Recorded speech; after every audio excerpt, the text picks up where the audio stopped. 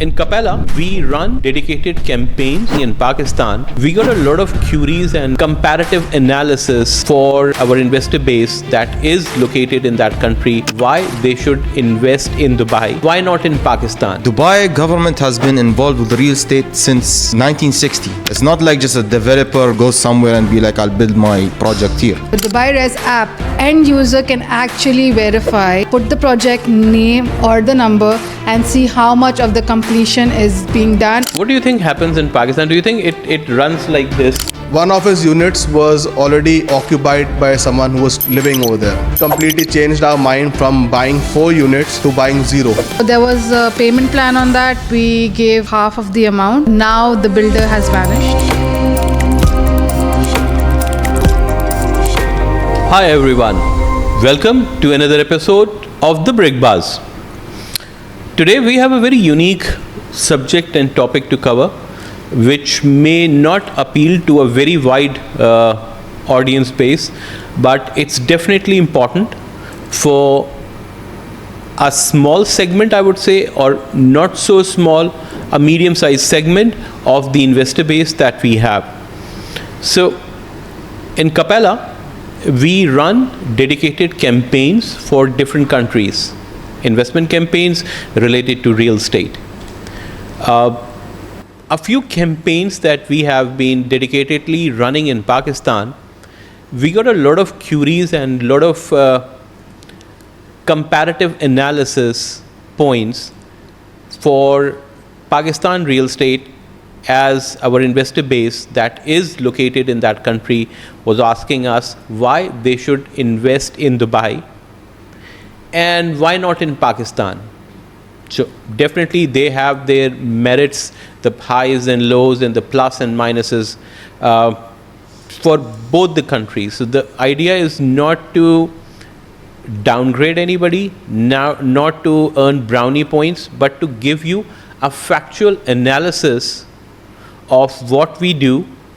That's what we do best, by the way, is factual analysis, and give hardcore facts-based analysis to our investor base and reach out to them and tell them these are the highs, these are the lows, these are the positive points and these are the negative points with respect to investments in real estate in any part of the globe. And definitely we have very strong points with respect to Dubai. Part of my team is sitting here because each member of this small team did their own part in analyzing different avenues and different sectors of investing in Pakistan and what it entails, what are the loopholes where we can actually have a credible analysis. And that is the topic of the discussion today.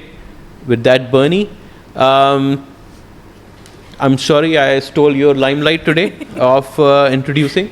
Yeah. We're joined by Erin, Angela, Badr and Urush today, who did amazing work in bringing all those facts, those points, and then I had to sit, discuss, analyze and compile. So I'm sure people who are seeing us from Pakistan, grab a cup of coffee, grab a cup of that kadak tea and sit with us, and maybe this will give you much needed clarity that you so desire in making your future investment choices. Sounds like we are sitting on coffee with Karan. Grab your coffee and let's start with the question and answers. Okay, so the way I plan to do it today is I'm going to go through the elements that I have compiled.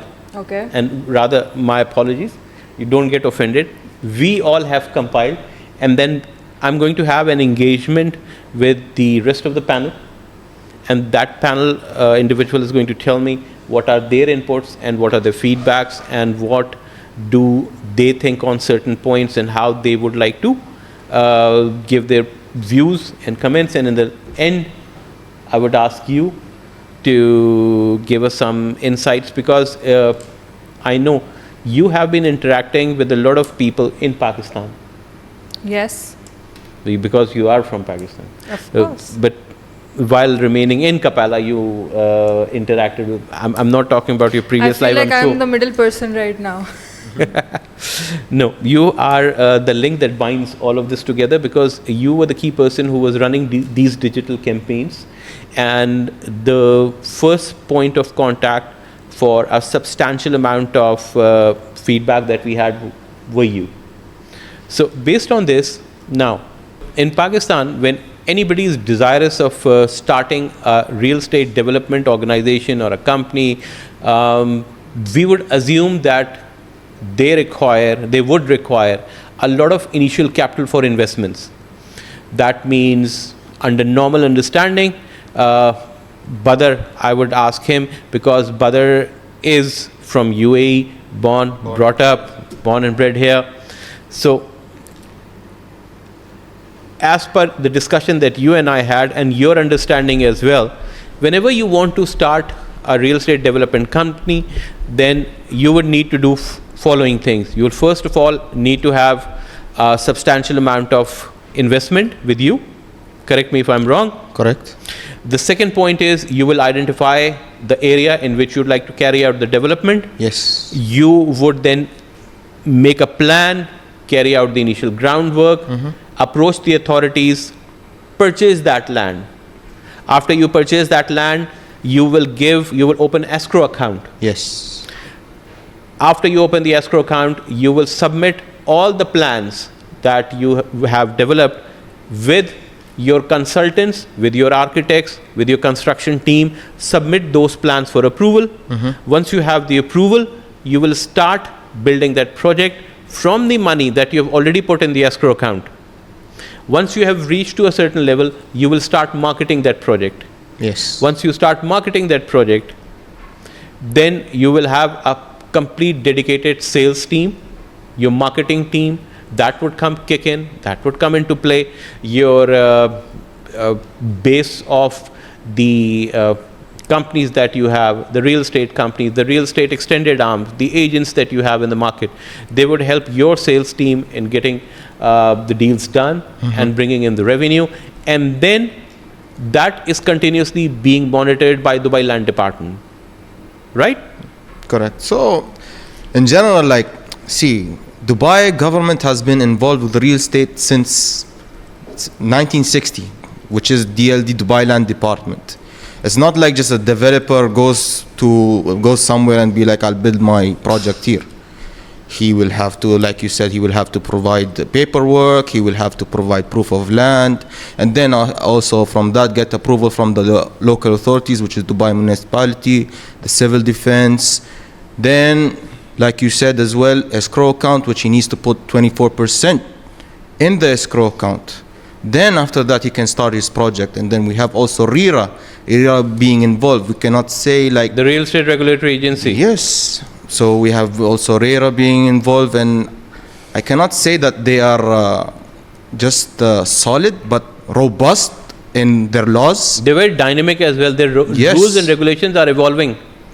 Angela, I think, would also second that, because she has been in Dubai real estate for a considerable amount of time. Yeah. So Don't go on her young age and looks. She's a very, very seasoned professional as far as the real estate investments in Dubai is concerned. So I feel, even I would like to add to Badr that even when the government is supporting in all this, they also go and check that the development is being done or not, or till what point can they give the money out of the escrow So that account. means every stage of the Exactly. payment that is supposed to be made, then that means if 10% or 20% or 30% or 40% construction milestone has been achieved, before you actually go out to your base of investors who have invested in that project, you get that milestone verified from the land department, and on the basis of that assurance that yes, this milestone has been achieved, then you can reach out and take the money and draw the money from the escrow account.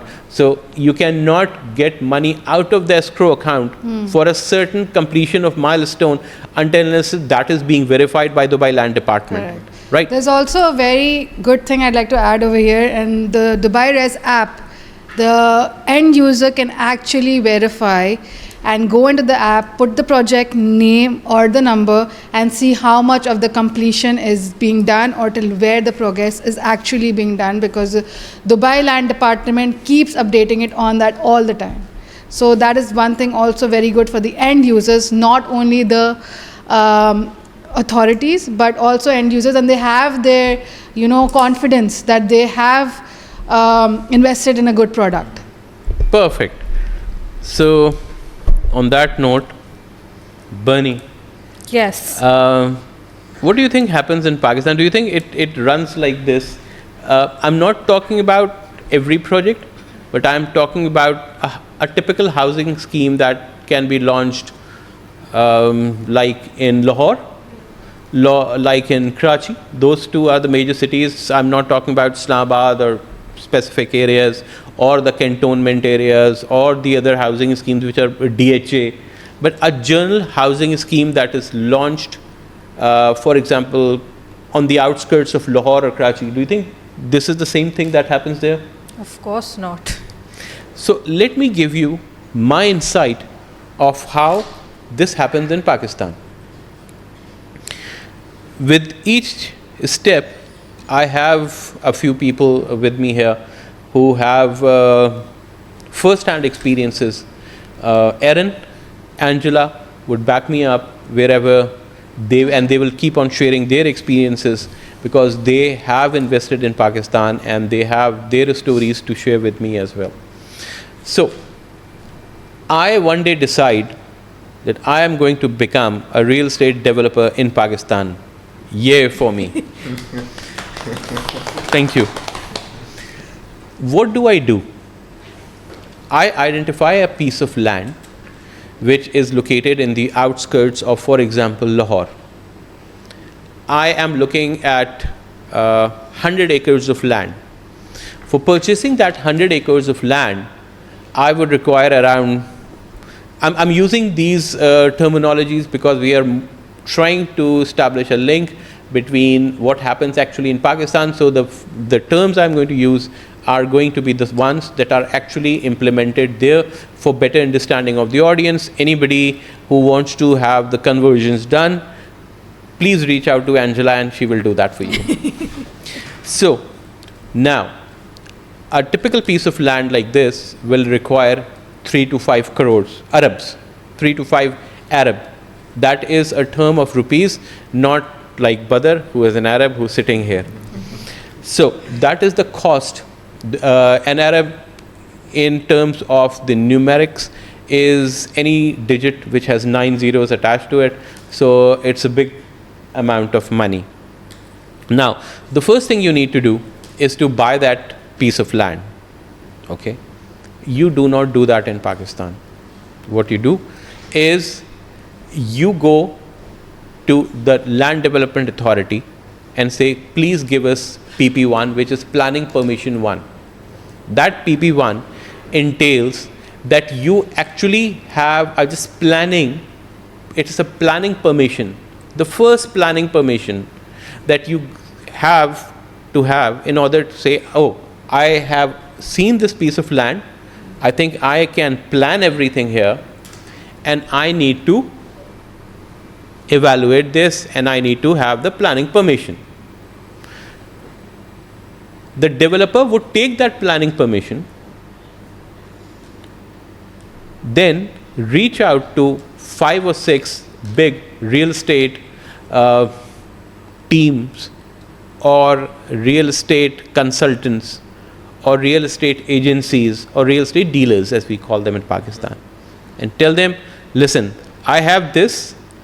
And from the word onset, they do not take it as PP1, they take it as an NOC to build. So that's a major, major red flag for me, because that planning permission does not allow you to go and actually start marketing that and do that anything. So what they do, they would go to these developers, the developer would go to these real estate companies or real estate agents and tell them, listen, I have this piece of paper with me, I need this much money, go to your investor base, get me this money. So your initial investment as a developer is zero from now. Now, those real estate people will go to their investors, listen, give me 50 crore, give me 100 crore, give me this money, and within 6 months, I'll give you 50% dividend on it. So if you give me 50 crores, after 6 months, I'll give you back 75 crores. And it's just with the PP1. No, PP1 is in the office. Who would like to read that? The problem is that the investor is not interested in where you're going to invest that. The investor would bank on his real estate agent. The real estate agent is the key person. So the developer has to be hand in glove. A lot of things are being done.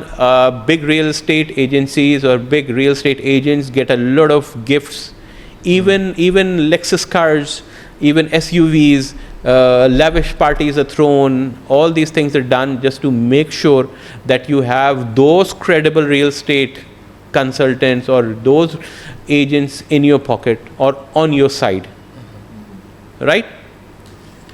Once this is done, they would go to their investors. The investor said, okay, you have promised me this much money. I know you. Whatever you're doing is up to you. I'm not interested what you're doing. I'm giving you this money. In 6 months, I need 50% profit on it. So that's where your initial money comes from. Now, half of that money is gone in making beautiful site office. The developer needs to portray a certain image, buying those fancy cars, giving commissions to those real estate agents who actually brought in that money. So imagine 30 to 40% of the money goes outright in these expenses. You're left with, let's say, 50 to 60% of the money. You start purchasing land. That's step 2. When you go and start purchasing land, out of that 100 acre, you might have purchased 10 acre or 20 acre or 30 acre. People who own that land, groups of people, they also come to know that yes, now a new development is coming in this area. You have massive billboards, you have to hire PR agencies, you have to hire probably TV celebrities or movie celebrities or cricketers, as they are very, very well known in Pakistan. So you hire all those people to be your brand ambassadors, to have a major billboard in that location, informing everybody that yes, you're coming up with this. Once that is done, the people who own those small pockets of land that combined forms that 100 acre, they also come to know. So a few of them say, oh no, I have decided not to sell it right now, not to go into that process, and I would like to consult with my family, I would like to consult with my friends, my things. And once they do this, your sale process stops. Aaron, you had a point in this. Yes. You have, I think, witnessed something specifically like this. So I have something to add on to this. It was a personal experience way back, I can say maybe a decade ago, where one of my dad's friend, he had bought, which we call in our language, 1-unit bungalows in a gated community, which was a new community that was coming up. And he was very excited about it because the price cost was just 250,000 rupees. So he bought 4 units over there. And he advised my dad, you should also get a unit over there, at least one, so it's a good investment. And we had a discussion at home, so we agreed that okay, we will go and have a look at the units over there. When we went with my dad's friend to have a look, so one of his units was already occupied by someone who was living over there. And when he knocked at the gate, so the head of the family came out and he said that this house is mine. So the head of the family who was there, he said, no, this house is mine because we are living here and we have the documents. And my dad's friend, even he had the similar documents which was given to the person who's living over there. After on, we came to know and found out that the same documents were sold to multiple people. Like there were 4 or 5 people who bought those same documents, and they were staying over there. So in the end, my dad's friend was left only with 1 unit, which he planned that that he would go and live over there before that unit also goes away from his hand, which completely changed our mind from buying 4 units to buying 0. So we decided that we will not go along with that scheme because it was very far from the city. Okay. The traveling hours, like it was a traveling distance of 2 hours. And you're talking about a time when you're talking about a very, very small segment within the community. So you're not talking about the road infrastructure being developed. You're not talking about the electricity being there. You're not talking about the sewerage, the telephone, the complete infrastructure that you need in a society. You're talking about an isolated place where you have 4 or 5 homes or houses being built, and resembles a ghost town. Exactly. So over there, apparently there were about, you could count about 100 units which were built up, and construction was still going on. And from those 100 units, there were only about 10 or 20 units which were occupied with families. There was no grocery shops nearby, no petrol stations nearby. The road was not even thought of being built over there. So if you had a SUV only, then you could go there. And now, after I went now recently when I went back to Pakistan, so I saw the same community, which is after now 3 decades, which is now being completed. So it is now, you can say, full-fledged. So I don't think that I would have waited 3 decades to get a return to get your on money that. stuck. So Exactly. that brings us to, thank you, Aaron. Thank you for sharing this. I'm sure you have much more important things to share in this. So let me take the process now. So now we are at that point in time, 3 decades back, as far as my working is concerned, that few people say we are not going to sell our piece of land. What do? Now the developer is stuck, the prices are rising, the money is being bled. What do? So an intelligent person like Uruj pops in, and she would say, I have a solution. And Uruj's solution is, you know what you need to do? You have now taken money only for 5 or 6 or 10 big investors. Why not market this property to the general public? And we can have more money. So you're down with 3.5 to 4 crores Arabs, and then you start saying, okay, we have 100 acres of land, so 1 acre of land, we'll set 1 acre plots. We'll bifurcate in 1 acre plots and start selling it to general public. What you need to do?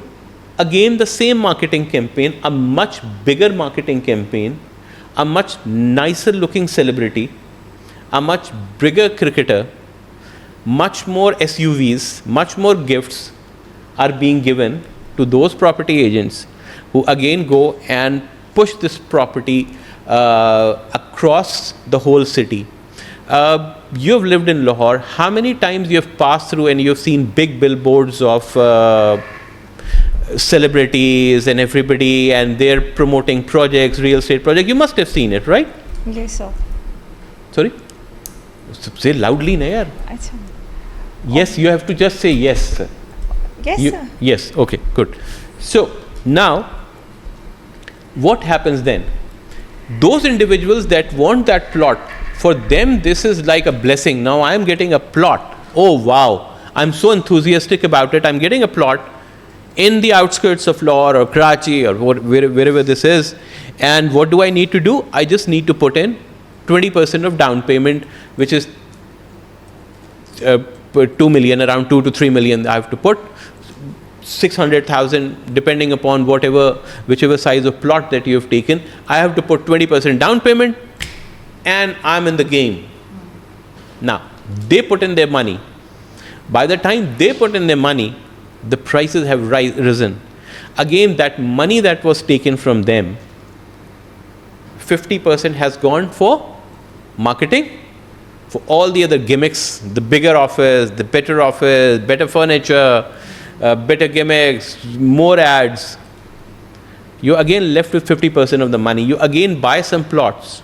You again start trying to buy the rest of the people, and you're investing your more money. But the process is still not complete. Everybody is not willing to sell you that piece of land. And at that time, your project is down 2.5 years, and you're again in the process of getting stuck. What do you do? What do I do? Go back to that intelligent person again, which is Aruj. Aruj, And- what do you do? So that intelligent person comes up with another plan. This is, sir, why do we have to give plots? Why do we have to give this? At the end of the day, people want to make money. So let's start an in-housing trading business. What is an in-house trading business is files. So you say, okay, you have bought this file for the initial deposit of, for example, 600K. Sell it to me for 800 or 900K and make profit on it. Everybody wants quick money. Everybody wants profit. For that, they need initial cash investment and have their guys, the same real estate guys, the teams, to go back into the market and start buying those files and giving dividends. Angela को मैं भी करता हूँ. पहले मैं Angela so now for buying those files, you again need cash. Angela, where do you get that cash from? You go back to it. You go back to your investors. You go back to your investors and say, previously you gave me this much money, and in 6 months I was supposed to give you 50% like advance. Now I need the same amount of money, but this time around if you give me 50 crores, I will give you double the amount in 3 months. No, okay, ठीक है, let it be, and then we'll ask you. So what do you think when you get that money? What do you do with that money? So I would send back the agents to sell the files and get it sold on a higher profit. So what you'll do, if I was Angela, what will I do? If I'm as smart as Angela, I would go back in the market, hire my set of agents again, tell them, start buying those files back and start giving 10 or 20% profit on it. The problem with this is, the first person will get a profit, the second person will get a profit, the third person will get a profit, and after that, it's like you're investing in a casino, you go playing in casino, it's like you're gambling. After the third person, everybody loses. Yes. Would you like to share some of your experiences in it? Yes. So 2 years ago, I did invest in Pakistan. You a should have property. asked me first. Yeah, I made the biggest mistake, but yes, not inside the city, but a little bit far from the city. So it was a housing scheme. Yeah, it was on a payment plan. We did the down payment. We did. So was it for a home or for a piece of land? Or No, it was in an apartment in a building. So there was a payment plan on that. We gave half of the amount. So the ground floor, 3 levels were made, and now the builder has vanished. I don't know where he's gone, but first he was asking for the payment, and now he has vanished. He said he'll be building it. There is still 2 or 3 more floors left. Some of the people have got their apartment, some have not. So how yeah. can they receive their apartment if the building is still being constructed? Some of them, I don't know, they have done it through illegal ways. The shops are running. I don't know how, illegally. So in a building which is Yeah. not completely developed and made. They And are. I would yeah. ask you this question and Badar this question. How do you think that building, how safe would that building be?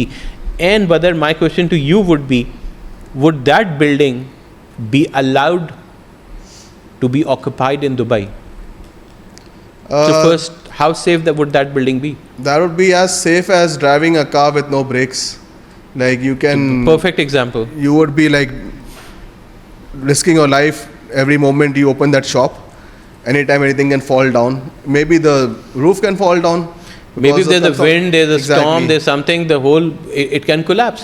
Yeah, exactly. And you're just not putting one person's life on danger. You're like in danger. You're putting like all those people that have invested in that building, who are living in that building. It's not going to be one person living. Erin, It's like everyone. And what do you think is this, like the social structure that we have back in Pakistan? One person, the earning member of the family, is supporting around how many people do you think? So on an average, if a house consists of 5 members, you can say from that 5 members, 2 would be kids going to school, and 1 would be the wife at home taking care of the kids. Hopefully one would be the wife. Hopefully. Yeah, hopefully. Hopefully. And you can say at least one elder son or elder daughter who's working, and the father would be working, father would and be if working. that's if they're living with grandparents, if they're living Exactly. with you have grandparents there. So around 7 to 8 people constitute a family, and for extended because you normally have 3 to 4 kids in a. What's a family? What's a normal family size in Lahore? 4 to 5 people. I would say if you're living in a joint family, it goes around 7 to 8, No. 9, 12. 12. Yes. You should ask Badr this question in Dubai. How big is it? I mean, mashallah for us, yani, from 5 above. 5 above. 5 above. 5 above. But that gives a lot of light on your thought process and how you're planning to do. So we're coming. So would that, coming back to the topic, that would you think anything like that would be allowed, and what are the road agencies and government, non-government both, who would put restrictions in this process? I mean, see, restrictions in this process are very, very, very, very solid, okay, very straightforward. Like when the rain happened on the 16th, I actually had a friend, his building pillar actually tilted a little bit, so they had to evacuate everyone in that building. The civil defense had to come check the building. The Dubai municipality had to come check the building. And till this date, they still didn't get the full approval for everyone to live inside that building, because it hasn't been checked with other stakeholders as well and other resources. So, like I said, they are very straightforward with their laws, and safety is the most important thing. I mean, in the end of the day, it's not like just my country, it's all our country, because we help each other when it comes to safetyness. Thank you, brother. Coming back to where I was, we have started now, in that project, started selling files. Somebody who's very good with numbers, like Uruj, would come up with a plan and tell me, and the developer, listen, you have 100 files. The amount of money now that you require in order to complete this project, 100 files will not work. They simply do not add up. So what do I need to do? I need to have 10,000 files. Wow. I don't have the land for 10,000 files. Oh, that's beside the point. You need to have 10,000 files in order to make up the cash, because you're only receiving 600 to 700K as initial deposit, and that 600 to 700K is not a huge amount. So you're not getting the full 100% payment, you're just getting 20% payment as down payment, and you need to have that many files in order to recover your losses. And remember, you have to give payment back to your investors as well. So you come up with a plan of having 10,000 files and you start selling them. You have your network agents, they keep on buying back. When you think you have achieved a significant amount of money back, what do? You announce that now we are going to start construction and we need the second 20% payment. And your agents and that circle that was buying files at a premium disappears from the market. Bernie, guess what happens then? What happens? So you're stuck with that file. You can't sell it to anybody because the buyers have just vanished. You go back to the developer, and the developer says, this is the price I sold, and now the market is down. Why the market is down? Because his investors have pulled out. So now the market is down. I can only offer you 1/3 of the price. If you want to sell, this is the price, or 1/4, whatever the price the developer decides. Now you have 10,000 files. Out of those 10,000 files, 10,000 people, 10% are influential people. They would actually go and they would actually make sure that they get their money back. You still have 9,900 files. A few people will say, I have a couple of files. They will go to the developer say, why don't I combine those files and give you a bigger piece of land when the construction starts? A lot of people will settle for it. But the people who have actually invested their hard-earned money, it's substantial, they're stuck there. And they are not getting their money back. And there is no construction being done. Imagine 4 years, 4.5 years to 5 years have passed. Now, those people start making hue and cry, and they reach out to all the agencies, the newspapers, the media, and they make a problem with them. And in the developer's office, everybody has vanished. Then the government agencies come in. Those government agencies will get hold of those developers and say, now 5 years have passed, we're giving you 2 options.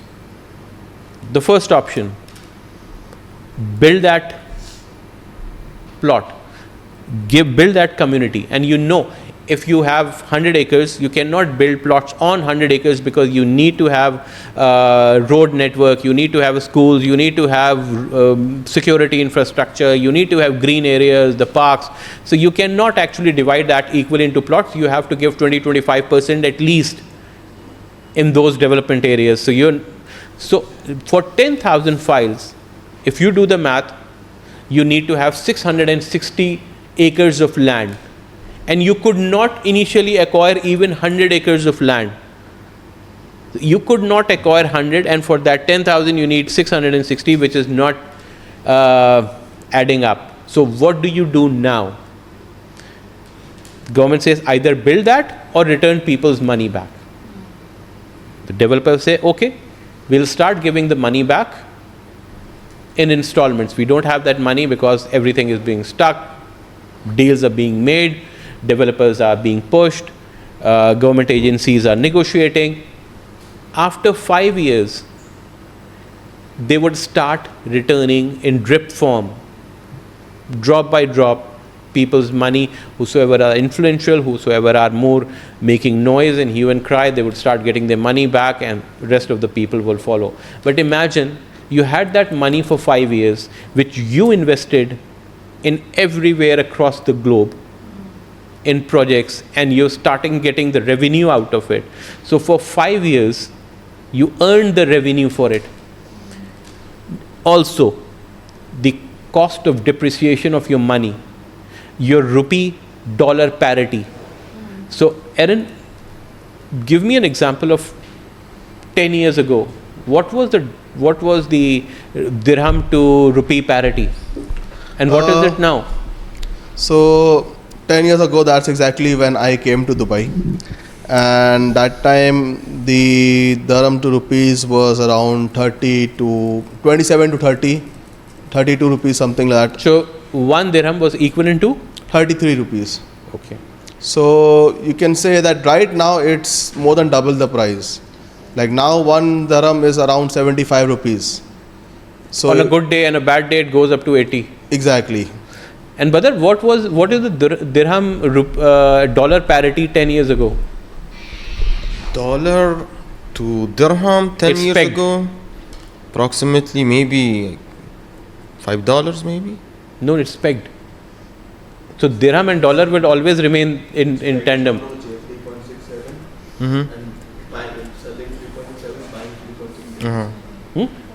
I'm just wrapping in 10 minutes.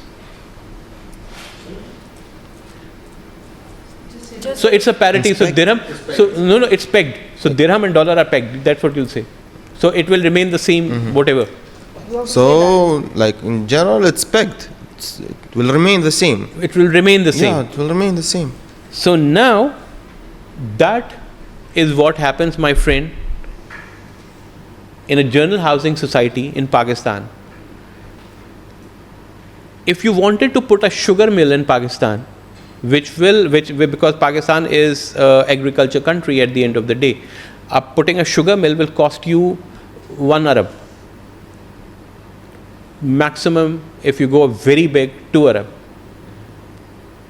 You can export sugar, you can use it in the country, and that will create a lot of job opportunities, and you have, it's a highly profitable business.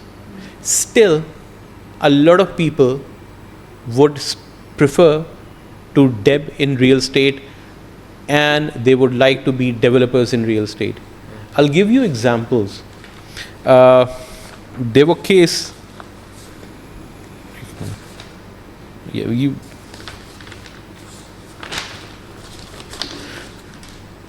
There was a case on Bahria and Eden, and Bahria had to give $4 billion as penalty. Why would they give this penalty? Why would any developer happily then pay the money in 5 years? Because from that money, that 3 to 5 Arab that they took initially, they made at least double the amount, and that money is in their pocket. And what was the initial investment by them? 0. That is why this, and I'm not saying that this is across the globe, across the board, everybody is doing it, every developer is doing that in Pakistan. I'm not saying that, but substantial number of developers are doing that. Yes. Are there as stringent checks and balances in Pakistan as they are in Dubai? They are not. They are not. So based on this, would anybody like to share any more experience that they had? And what would you advise, Aaron, if I would come to you from Pakistan, based on all these factors and all these things, what would you advise as a brother from the same country? What would you advise them to do? So see, if you speak about the investment part, the investment point of view, I'll give you a live example that the house that we currently have, the house that we currently live in Pakistan, was bought by my grandfather way before I was born. You can say in the 80s for 250,000 rupees. That time it was a big amount. Now as how it goes. So right now the market value of that house would be around 1 crore in the Pakistani rupees, like as we say 1 crore, which is not, as per my understanding, which is not 10 million. Exactly, which is not a good return. If I go to sell it today, it's not a good return. It's about the buying power of that 10 million, 1 crore. What would you buy for 1 crore right now? Exactly. Now, even if I sell my house for 1 crore, what would you buy? I wouldn't get anything for 1 crore. And with the parity of dollar and the rate of inflation in Pakistan, what can you actually buy? Angela, what are your thoughts on this? I think with the inflation and everything, people should not invest in Pakistan, and with the kind of development, with the kind of infrastructure they have. Infrastructure, the scams, I would say, going on there. These type of things where innocent people, I know a lot of people have got stuck in these investments and don't get their money back for years. People who put in their hard-earned money, this is their life savings that they put in. And over here in Dubai, even if, God forbid, this kind of scenario. Dubai ka to ye karenge na, you continue with that. So people put in their hard-earned money in this, and then they don't get any return. Sometimes developments are not done, or even if they put a case or file any sort of complaint against it, there's no resolution on it. So I would not recommend people to invest there, and invest where the place is safer, first of all, and your investment is secure. Thank you, Angela. Brother, what value addition does investment in Dubai bring to you? For anybody, like if I was a investor and I come to you and I discuss this with you, Dubai is what you call home, right? We all call Dubai home, by the way.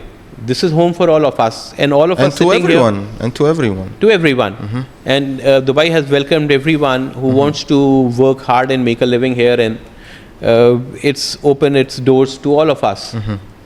What would you advise people to do? And what factors would you advocate of investing in Dubai? I mean, see, in my point of view, the most important thing in life is information.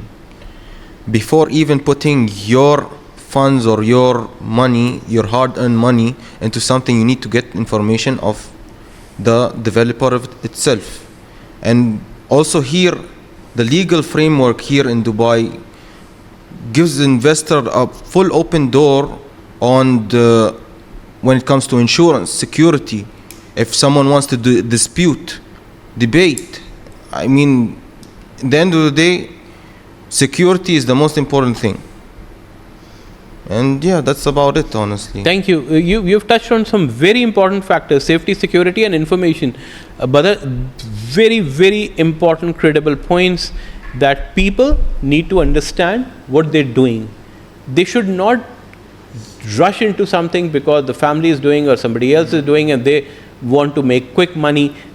Quick money in Pakistan or anywhere else is a trap, and if it's too good to be true, it usually is. With that, with heavy heart, I have to give this mic back to Bernie, and I would like you to say the closing things, close this session.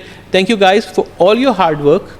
Thank you for Thank you for having us. Thank you for all your hard work that you've put in and helped me in accumulating and compiling this data and sharing your real life experiences. Anybody wants to ask further details, I think all of us, my team members who are sitting here, are competent enough to share further information with you, and they are the right people whom you should contact and talk about this in further detail.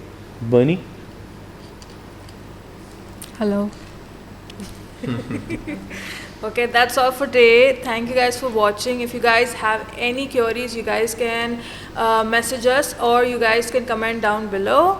Thank you for watching. See you guys in the next episode. And one more point I would like to add. Team Capella loves case studies. We are not shy from saying that we may not have 100% in-depth information on investments across the globe. But when we have questions or queries or these type of problems that are given to us, we delve down into the depths, find out the solutions, find out what's happening on ground, establish the ground realities, and bring to light whatever is being uncovered. So this is unfiltered. This is not some fictitious number that we are sharing with you. These are actual hardcore facts, and we are ready. If you want to ask us in more detail, we are ready to reach out to you and share those with you. Thank you.